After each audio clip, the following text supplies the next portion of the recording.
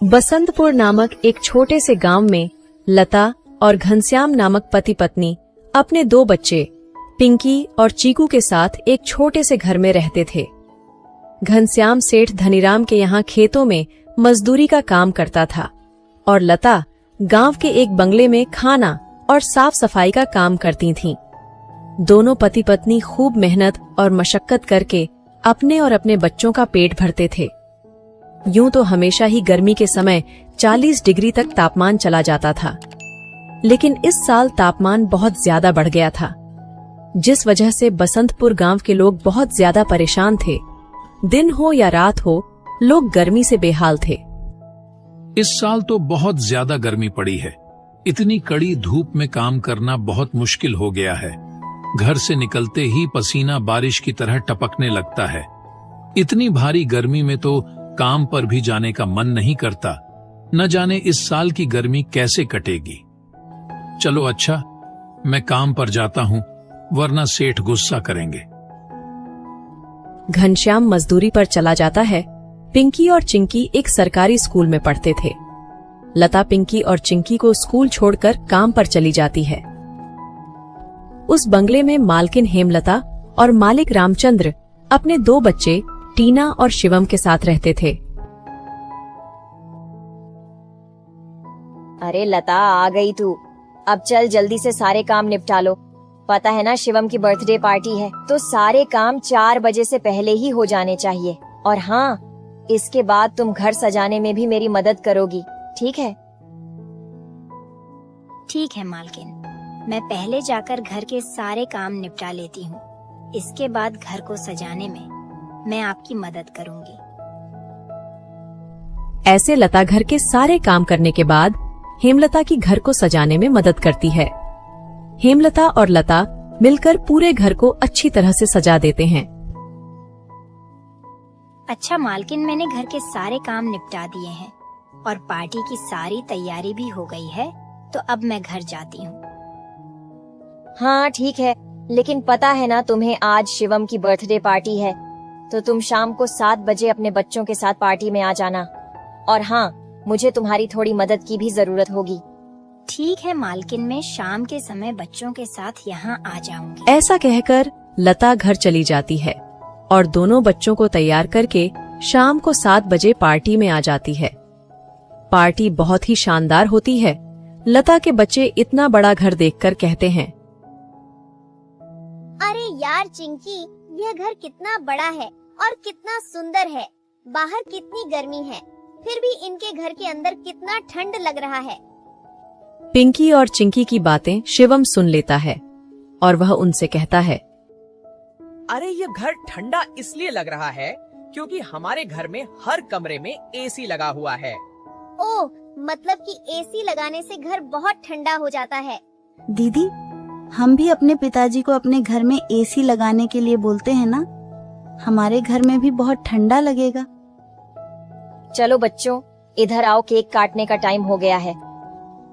जब केक काटने लगता है तो पिंकी और चिंकी एसी की ठंडी ठंडी हवा खाते खाते शिवम के कमरे की तरफ चले जाते हैं और शिवम के कमरे के बाहर खड़े होकर एसी की ठंडी ठंडी हवा का मजा लेने लगते हैं। एसी की ठंडी ठंडी हवा खाते खाते वह दोनों कमरे के अंदर चले जाते हैं।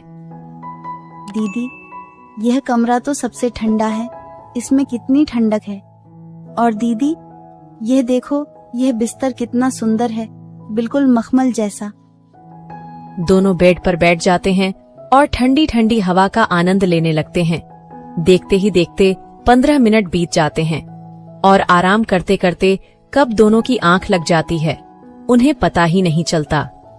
इतने ही देर में अचानक से शिवम की बहन टीना कमरे में आ जाती है। वह पिंकी और चिंकी दोनों को शिवम की बेड पर लेटा देखकर जोर से भड़कती है। ये दोनों मेरे कमरे में क्या कर रहे हैं? माँ इधर आओ, देखो ये दोनों मेरे बेड पर क्या कर रहे हैं। टीना की आवाज सुनकर हेमलता कमरे में आती है। तुम दोनों अभी के अभी मेरे बेड से उठो। पिंकी और चिंकी हेमलता की आवाज सुनकर जग जाते हैं। लता भी हेमलता की आवाज सुनकर भागी भागी चली आती है। क्या हुआ मालकिन? आपकी बहुत जोर से नीचे आवाज आ रही थी। क्या हुआ? ये पूछ क्या नहीं हुआ, ये देख नहीं रही तू? तेरे बच्चों ने अपने गंदे मेले बदबूदार कपड़ों से मेरा पूरा बेड गंदा कर दिया। तेरे बच्चों ने एसी देखा नहीं कि सोने चले मेरे बेड पे। हद होती है यार। मैं तो तेरे बच्चों को इसलिए बुलाया था कि इनका भी थोड़ा मन लग जाएगा। इन्होंने कभी ऐसी पार्टी लाइफ में देखी नहीं होगी, ये भी देख लेंगे। पर ये तो अपनी औकात ही भूल गए।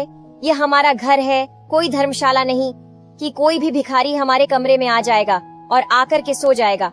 तू अभी के अभी अपने बच्चों को लेकर निकल यहाँ से। और हाँ, कल से काम पर भी आने की जरूरत नहीं है। मालकिन ऐसा मत करो, मेरी बात तो सुनो। बच्चे नादान हैं। मैं वादा करती हूँ आगे से ऐसा दोबारा नहीं होगा। यह मेरी आखिरी भूल समझकर माफ कर दीजिए मालकिन। मुझे काम से मत निकालिए मालकिन। इस काम के सहारे तो मेरा घर चल रहा है। ये तेरी सर दर्द है। अब तू यहाँ पर काम नहीं कर सकती। अब तू अपने बच्चों को ले और यहाँ से निकाल। हेमलता लता और उसके बच्चों को घर से बाहर निकाल देती है और आगे से काम पर आने को भी मना कर देती है। अब लता के पास कोई काम नहीं था। घर का सारा भार अब घनश्याम के कंधों पर आ गया था। हे भगवान, आज तो खाना बनाने के लिए आटा भी नहीं है। अब मैं आटा कहाँ से लाऊं? मेरे पास तो अब और पैसे भी नहीं है। और जो तनख्वाह घनश्याम जी को मिली थी वह सब घर खर्चे में खत्म हो गए। मेरा क्या है, मैं तो पानी पीकर भी सो जाऊंगी, पर बच्चों को क्या? भूखे पेट इन्हें नींद कैसे आएगी? आ गए आप। घर में राशन खत्म हो गया है। आज खाने में कुछ नहीं बना है। कोई बात नहीं, खाना आज मैं अपने साथ लेकर आया हूँ। सेठ जी के यहाँ पर आज दावत थी तो उन्होंने कुछ खाना बच्चों के लिए भी भिजवा दिया है। ऐसे उस रात तो वह सभी खाना खाकर सो जाते हैं। अगली सुबह लता फिर से अपनी मालकिन हेमलता के घर जाती है और उससे थोड़े पैसे उधार मांगती है। मालकिन, मेरे घर में खाने के लिए एक अनाज का दाना भी नहीं है। कृपया आप मुझे थोड़े से पैसे उधार दे दीजिए। तुझे देने के लिए मेरे पास कोई पैसे वैसे नहीं है। मैंने तुझे पहले ही काम से निकाल दिया था, फिर तेरी यहाँ आने की हिम्मत कैसे हुई? जा निकल यहाँ से और आइंदा यहाँ पर अपनी शक्ल मत दिखाइयो। हेमलता की कड़वी बातें सुनकर लता घर वापस जाने लगती है।